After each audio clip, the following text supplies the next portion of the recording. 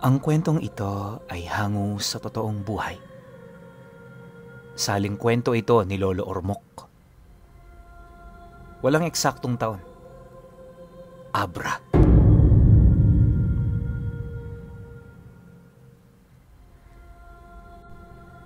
Salit-saling sabi na sa henerasyon nila Lolo Ormoc ang kwento ng mag-asawang Silang.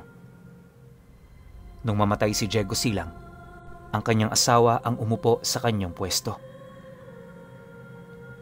Nakilala ito bilang sila Generala Gabriela Silang, isa sa pinakamalakas na grupo noong nagkukuta sa mga kabundukan ng Abra. Marami ang usap-usapan ukol kay Gabriela. Bagaman namatay sila sa kamay ng kanilang mga kalaban, isa siya sa mga taong nagpatunay na kayang mapag-isa ang mga pangkaraniwan at ang mga hindi normal na nilalang. Bata pa lamang si Gabriela, nasanay na siya sa mga karahasan dahil sa maagang pagkawala ng kanyang mga magulang. Nung kinupkup siya ng isang paring praile sa kanyang murang edad, doon niya natutunan ang mga lihim na karunungang dinala ng simbahan. Tago ang mga librong may nilalaman nito, at dahil sa ampun siya ng pare, nagkaroon siya ng otorisasyon na magbasa ng mga ganoong uri ng aklat. Nung lumaki na siya at umalis na siya sa poder nito, tanga niya ang isang kakaibang agimat na nakita niya sa simbahan.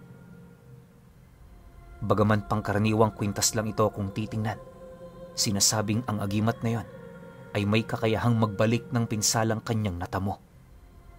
Doble at triple ang magiging balik nito sa kanyang kalaban, depende na lamang kung gaano yun kalakas. Magmula noong nagkaisip siya at nakita niya ang karahasan sa paligid niya, doon na niya napagtantong kinakailangan nitong mabago. Mas lalo ring umapoy ang pagnanais niyang yon nung makilala niya si Diego Silang na isang pinuno ng mga revolusyonaryo. Hindi naglaon nang maging mag-asawa na sila, unti-unti na niyang natututunan ang mga pamamalakad nito. Magkaisa sila ng ideolohiya ng kanyang asawa, kaya sa kanilang lahat, sila ang may pinakamalaking tiwala sa bawat isa. Yun nga lang, hindi rin naman nagtagal ang kanilang pagsasama dahil ipinagkanulo ang kanyang asawa ng isa sa mga kaibigan nito. Yun ang naging dahilan kung bakit yun pumanaw. Masakit man para sa kanya na mawala ng pangalawang asawa, ginamit niya ang poot na kanyang naramdaman para pataubin ang kasalukuyang naghahari sa kanilang lugar. Galit na galit siya noon sa mga Kastila, kaya sa paglipas ng mga buwan, palihim siyang nangalap ng mga kasamahan, hanggang sa dito na nga nito nakilala ang ninuno ni Lolo Ormoc na si Ginoong Ustanyo. Kagaya ng maraming nagbuwis ng buhay, hindi nasama si Ustanyo sa libro ng kasaysayan. Pero ayon kay Lolo Ormoc, isa ito sa mga naging katiwala ni Gabriela noong nangangalap pa sila ng mga tauhan. Dahil sa alam ni Ustiano na hindi nila kakayanin ang puwersa ng mga dayuhan, nagdesisyon itong magbigay ng payo sa La Generala. At yun ay walang iba, kundi ang kugustuhan nitong lumapit sa mga nagkukubling sityo ng mga aswang sa mga kabundukan ng Abra. Pagkarinig naman ng Generala sa sinabi nito, bakas sa mukha nito ang matinding pagdududa. Naniniwala yun sa mga ganoong uri ng nilalang, pero hindi nito sukat akalain na lalapitan pala nila yon para magtagumpay sa kanilang pakikipaglaban. Tiwala naman si Gabriela kay Ustiano, kung kaya't nagdesisyon yung sang-ayunan ang plano nito. Yun nga lang, bago nila yun gawin, kinakailangan muna nilang masiguro na ligtas ang pagtungo sa mga lugar nito. Upang tuluyan naman itong maniwala, personal nitong pinapunta sa mga liblib na sityo si Ustanyo. Ang nais nitong mangyari, isama nito sa pabalik ang lahat ng pinuno ng mga aswang na makikita niya. Nang marinig naman yun ni Ustiano, hindi naman ito nagdalawang isip na sumagot kay Gabriela ng, "Sige ho, General. kung yan ang nais ninyo. Huwag kayong mangamba. Makakaya kong gawin ang bagay na yan. Marami akong kaibigan sa kanila at nanirahan din ako sa mga lugar na yon ng ilang buwan. Kaya ako nananatiling buhay ay dahil sa kanilang proteksyon. Kagaya ninyo, sukang-suka na rin sila sa pamamalakad ng mga Kastila. Hayaan niyong tulungan nila tayo upang mas maging malinaw sa atin ang minimithi nating tagumpay. Ang gagawin nating ito, ang uukit at magbabago ng kasaysayan. Pagkarinig naman ng general sa sinabi ni Ostiano, wala naman itong nagawa kundi ang sumang-ayon. Matapos ang kanilang naging pag-uusap, noon ding mismong araw, bumaba ito ng bundok kasama ang kabayo nito. Sa loob ng ilang araw na paglalakbay ni Ostiano, marami itong nakitang hindi kaaya-aya sa mga lugar na dinaraanan niya. Ayon dito, dahil sa kasagsagan noon ng giyera, marami itong nakikitang bangkay sa mga gubat. Napakalakas din ang salot ng mga aswang na lumalaganap sa mga lugar na yon, dahilan para bumaba ang bilang ng mga taong namumundok noong mga panahong yon. Dagdag pa ng ninuno ni Lolo Ormoc, kalimitan sa mga taong may kakayahang pumunta sa mga ganoong lugar ay mga Indio at mga antingero lamang. Kahit ang mga Kastila noon nangingilag dito dahil alam nilang totoo ang tungkol sa mga aswang. 3 gabi pa ang dumaan. Narating na nga ni Ostiano ang sitio ng aswang. Kampante siyang pumasok sa loob nito, gawa ng marami naman siya roong kakilala kahit papaano. Pagsilay naman niya sa pinakaunang kubo, agad naman siyang nasipat ng kanyang kaibigan. Nadatna niya yung kumakatay ng Kastila na siya namang kalimitang nangyayari sa lugar. Paglapit naman niya rito, agad naman niyang inilahad ang pakay ng general. Nang marinig naman ng nilalang ang kanyang sinabi, bigla naman yung napatayo, sabay lahad ukol sa batas nilang nagbabawal na makipag-isa sa mga tao. Mariin din itong inilahad na kahit malapit na kaibigan nila si Ostiano, ayaw nilang makipagsapalaran sa grupong kinakaaniba ng mga ito, lalo pat ang alam ng mga nilalang na yan, walang alam sa lihim na karunungan ang namumuno sa kanila. Pero, nung nabanggit niya ang tungkol sa mga mutsyang tanga ni Gabriela, tila bang nag-iba ang isip ng taong yon. Walang sabi-sabi, agad naman siya nitong isinama sa bahay ng gabunan nila. Pagpasok naman nila sa loob, tumambad sa kanila ang isang matandang babae na kasalukuyang humihigop ng sabaw mula sa kumukulong kawa. Nang masipat naman siya nito, agad naman siya nitong pinaupo, sabay tanong ukol sa kanyang kailangan. Di pa man nakakapagsalita si Ostiano noon, inilahad na ng kanyang kaibigan ang tungkol sa kanyang pakay. Pagkarinig naman ng gabunan sa kanyang nais, di naman ito maiwasang umalma, lalo pat hindi basta-basta ang kanyang nais mangyari. Dagdag pa nito, tuso ang mga Kastila. Kaya kapag nalaman ng mga ito na bumubuo sila ng pinagsanib na grupo, maaaring gumamit ito ng mga Indio na may alam pagdating sa mga pangontra laban sa kanila. Mariinding inilahad ng gabunan, mas ligtas sila kung pangunguha lang ng pagkain ang kanilang gagawin. Ngunit, nang marinig naman yun ni Ostiano, hindi naman siya doon nagpasindak. Bawat detalyeng maaaring makuha sa loob nito, inilahad na niya rito para hindi lang siya mabigo. Pagkaraan naman ng ilang minuto nilang pag-uusap, dahil sa nabanggit niyang katangian ng general, hindi naman maiwasang mapaisip ng gabunan. Di naglaon, kagaya ng inaasahan, sumang-ayon ito. Upang mas mapadali naman ang kanilang pagtungo sa iba pang tribo, nagdesisyon si Ostiano na sumakay sa likod ng matandang yon. Noon ding mismong gabi, nilibot nila ang kabuoang sitio at bago sumapit ang umaga, nakalikom sila ng 8 pinuno ng mga aswang. Bawat isa sa mga ito nasa iba't ibang lahi at angkan. Purong mga mandirigma rin ang mga nilalang na yon, kung kaya't inaasahan niya na malaki ang maitutulong ng mga ito sa kanila. Yun nga lang, wala pa siyang gaanong ideya sa magiging tagpo ng pag-uusap ng mga aswang at ng general. Sa pagsapit naman ng sumunod na araw, dahan-dahan na silang umusad patungo sa kuta nito sa tagong bundok sa Abra. Habang binabagtas nila ang daan noon, panay naman ang kanilang pagmamasid. Gawa ng ayon sa mga ito, kalimitang may napapadaan doong mga Indyo para magmanman. Yun ang nagbibigay detalye sa mga Kastila upang mas madali nitong malaman ang kuta ng mga revolusyonaryo. Dagdag pa ng mga ito, marami na silang nahuli at inaliping Indyo sa lugar dahil sa pagtataksil nito sa inang bayan.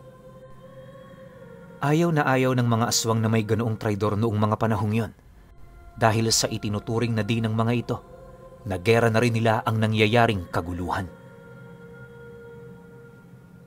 Maya-maya pa, bahagya namang napatigil ang kanilang grupo nang may masipat silang Indyong nakasuot ng magandang kasuotan. Alam nilang manman ito ng mga Kastila, kaya agad naman yung sinunggaba ng isa sa kanilang mga kasama, dahilan para sumubasub yun sa lupa. Pagtitigan naman ng mga ito, rinig na rinig ni Ustiano ang pag-aangil ng nilalang na nakahuli rito. Nang akmang magsasalita na ang Indyo, agad naman itong binulag ang dalawa nitong mata, sabay tapo nito sa matarik na bangin. Pagsilay naman doon ni Ustiano, nasipat niya pa yung naghihingalo sa mismong kinalagpakan nito. Kalunos-lunos man ang sinapit ng taong yon, aminado siyang nababagay lang din ito sa mga traidor. Sa pagdating naman nila sa kuta, bakas naman sa pagmumukha ni General ang matinding pagkagulat. Halos hindi kasi nito inaasahan na sa loob ng maikling panahon, makakauwing ganoong karaming pinuno itong si Ustiano. Upang makilala naman niya ang kanyang sakripisyo, ginawaran siya nito ng karangalan. Taos-puso naman niya itong tinanggap at pagkatapos noon doon na rin sila nagsimulang mag-usap-usap ukol sa kanilang mga binabalak. Base sa plano ng general, hangad nitong sakupin ng isang bayang pinagtitirhan ng isang mataas na opisyales ng mga dayuhan.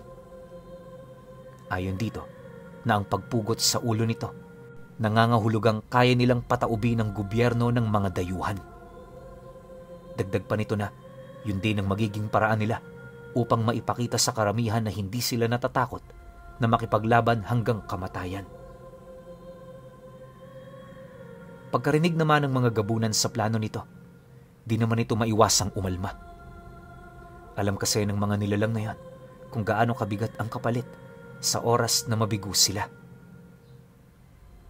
Nang marinig naman yun ni Gabriela, taas noon naman itong isinagot na hinding-hindi sila mabibigo. Sinambit pa nito na mahusay ang kanyang pagkakaplano kaya walang tsansang pumalpak ito. Dahil sa sinabi ng general, wala namang nagawa ang mga gabunan kundi ang sumang-ayon. Aminado rin naman kasi ang mga ito na sumilong na sila sa poder ng general. Matapos ang kanilang naging pag-uusap, inabot ng 1.5 buwan ang kanilang naging paghahanda. Upang magkaroon naman sila ng ideya sa bayang lulusubin nila, naglagay sila roon ng tauhan na magmamasid. Gabi-gabi nagpapadala ito ng mensahe upang malaman nila ang nangyayari sa lugar na yon. Sa paglipas pa ng mga linggo, naging maayos ang takbo ng kanilang paghahanda hanggang sa kalaunay nakalikom na sila ng isang grupo. Pinamumunuan ito ni Gabriela at sa ilalim ng pamamahala niya ang mga gabunan at ang iilan sa kanyang mga mahuhusay na mga mandirigma. Sinamahan din sila ng ilang grupo ng mga aswang na siya namang maingat na nagmamasid sa mga lugar na kanilang daraanan. Pagdating naman nila noon sa bayan, unang bumungad sa kanila ang iilang mga Kastilang nagbabantay. Dahil sa nataon din noong walang buwan, kaya na may nakapwesto ang kanilang grupo sa pinakamalapit na parte papasok ng bayan. Makalipas lamang ang ilang minutong pagmamasid, agad namang sumakay ng kabayo itong si Gabriela kasabay ng pagsigaw nito, hudyat ng kanilang paglusob. Bitbit ang sundang at sulo, walang takot nitong tinahak ang daan papasok ng bayan. Pagkakita naman ng mga rebelde, agad naman siya nitong pinaputukan, ngunit nang tumama sa kanya ang mga bala ng sandata nito, laking gulat na lamang ng mga yon nang mapansin nilang bigla na lamang dumugo ang kanilang mga dibdib. Unti-unti na rin yung napalupasay, hanggang sa kalaunay binawian na yon ng buhay. Dahil sa ginawa niyang yon, napilitan na rin ng mga gabunan na lumusob. Ayon kay Ustanyo, napakatindi ng mga pangyayari noong mga oras na yon. Sa sobrang bilis ng mga kasama nilang aswang, halos hindi na niya masundan ang pag-atake ng mga ito. Nagugulat na lamang siya noon kapag may nabubuwal na Kastila sa kanyang harapan. Maya-maya pa, mula sa looban ng gubat, nakarinig siya ng malakas na pag-atungal ng isang dambuhalang aso. Pagbaling naman niya ng paningin dito, doon niya nasipat ang malabakang asong gubat, sakay-sakay ang gabunang palaging kumukestyon noon sa plano ng general. Walang habas nitong pinalapa sa kanyang alaga ang mga Kastilang papasugod, dahilan para mabilis maubos ang bilang ng mga ito.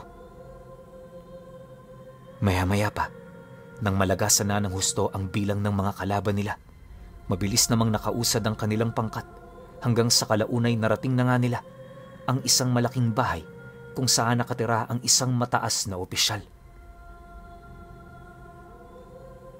Sa labas nito may mga nakita silang Kastila, kasakasama ang iilang mga antingerong Indio.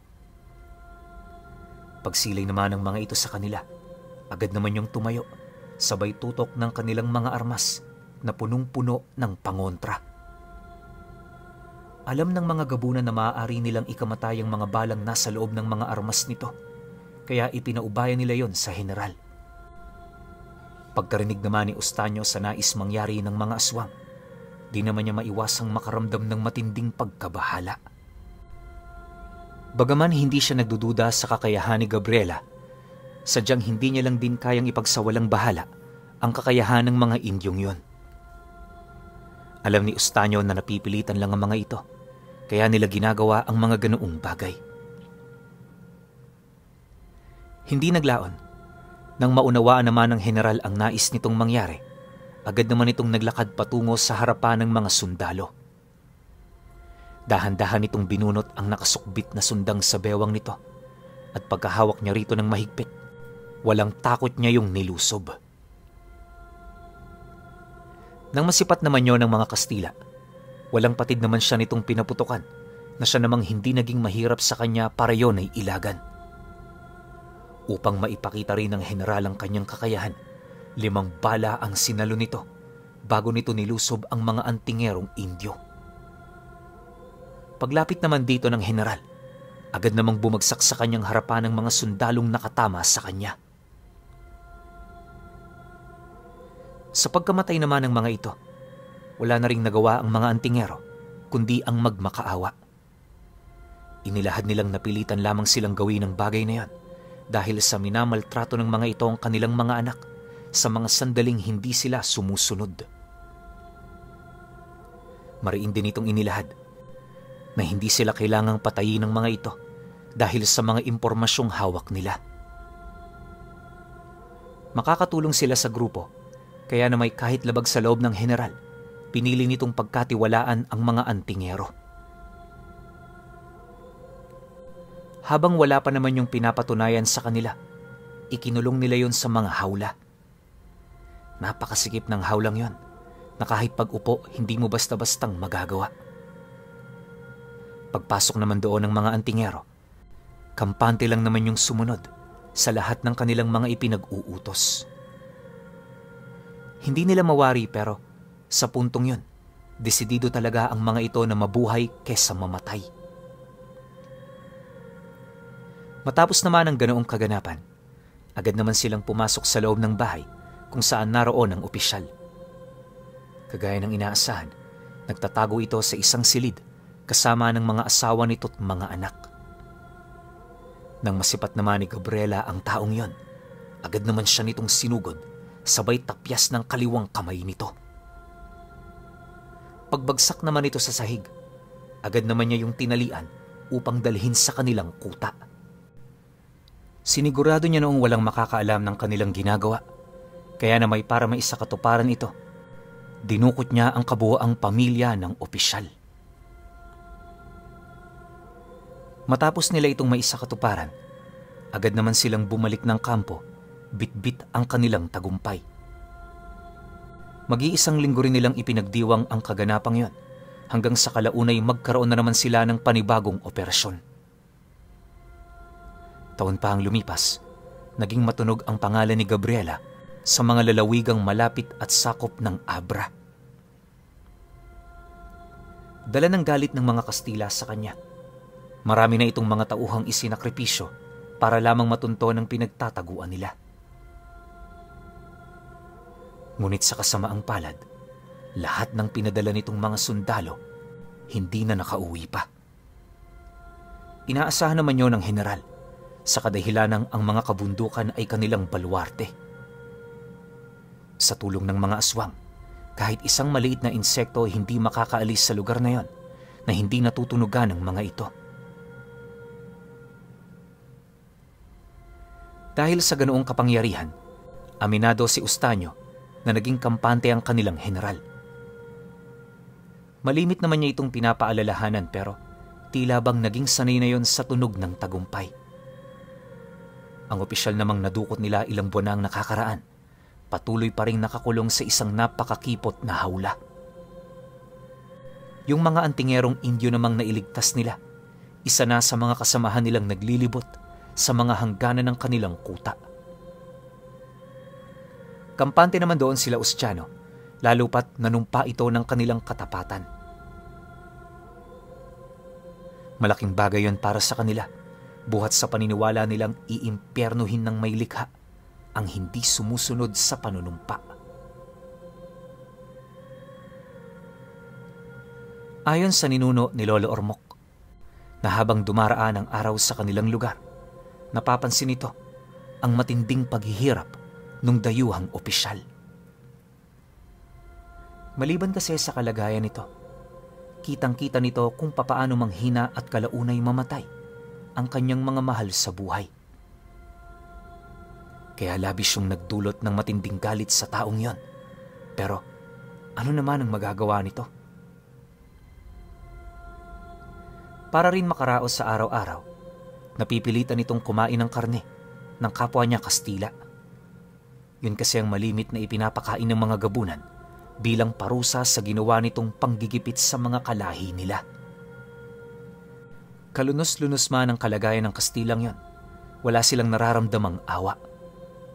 Sa halip, habang tumatagal ang pagdurusa nito, mas lalo silang natutuwa.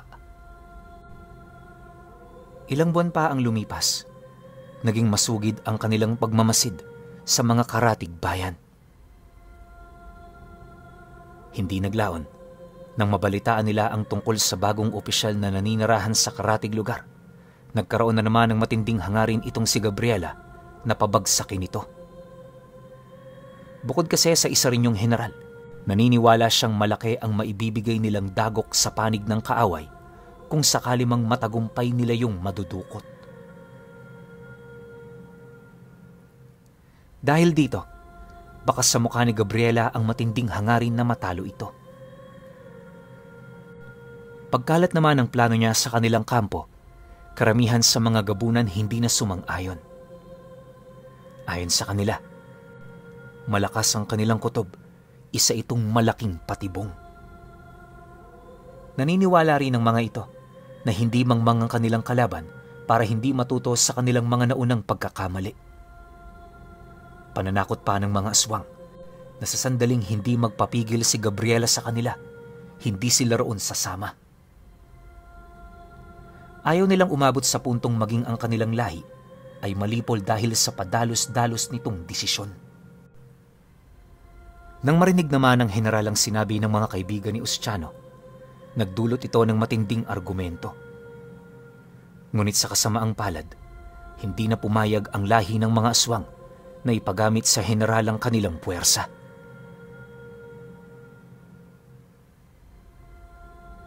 Matapos naman yung marinig ni Gabriela, harap-harapan naman itong pinugutan ng ulo ang opisyal na nahuli nila.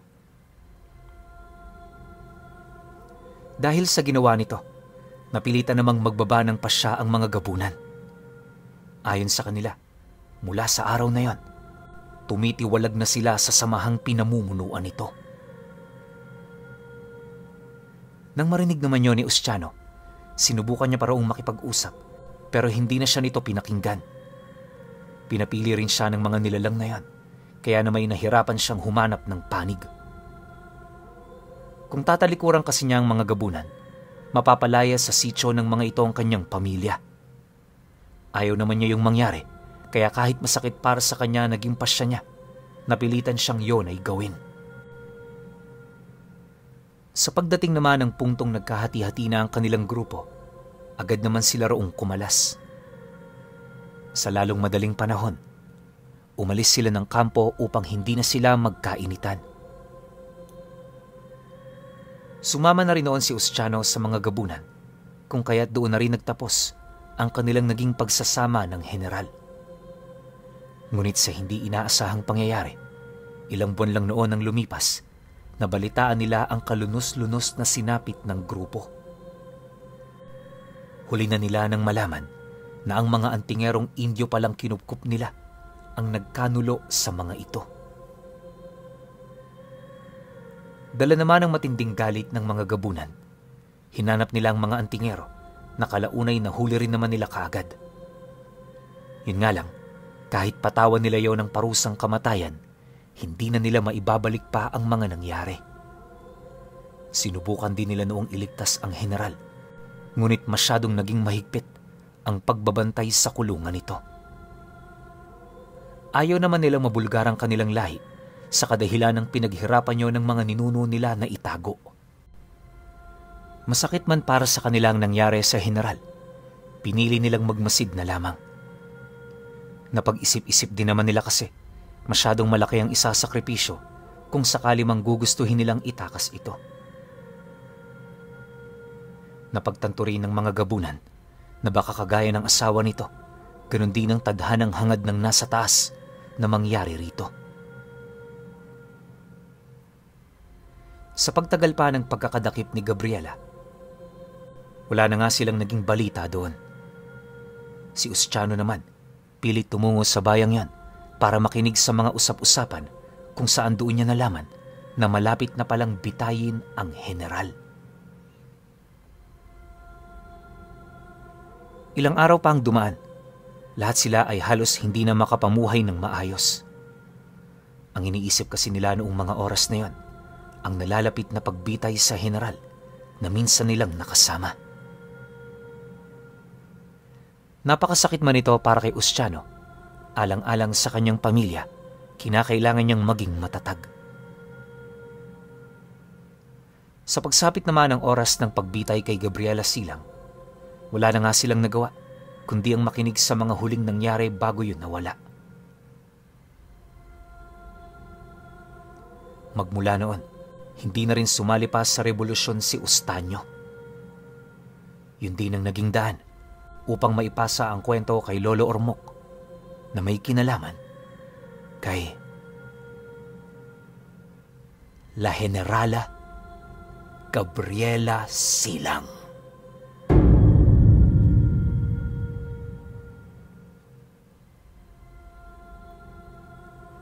Okay. Opinyon ko sa kwento. Grabe, sobrang ganda ng kwento na to. Lalo na dun sa bandang simula pa lang, yung nag-start pa lang mag-build up. Diba? Ang galing ni Gabriela Silang. Solid to, nakakatakot yung tangan niya, no? Na once na sinasaktan mo siya, babalik sa iyo ng doble o triple. Pero hindi ko lang alam, paano kaya siya napatay? O nung binitay siya, ano kaya ang naging balik nun dun sa bumitay sa kanya? Pwedeng ganito yung senaryo.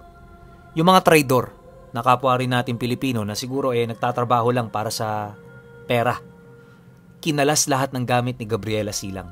Kasi wala namang pinaliwanag rito or wala rin naman na natalakay sa kwento na inaalagaan ni Gabriela Silang yung mga mutyang tinatangan niya. 'Di ba? Isa lang yung nabanggit, yun lang yung nagbabalik ng physical na sakit. Pero yung ibang mutya o ibang tanga ni Gabriela, wala namang binanggit no. So para sa akin, isang malaking question mark yun. At alam ko na marami pang ibubuga to si Gabriela Silang, kaso lang ito lang yung naranasan ni Ustanyo yung kalulolohan pa to ni Lolo Ormoc. So wala na tayong idea o hindi na natin alam kung sino pa yung mga sinalihang grupo ni Gabriela Silang nung mga panahong yun. Mahirap namang magmarunong, baka mamaya mayari na naman tayo.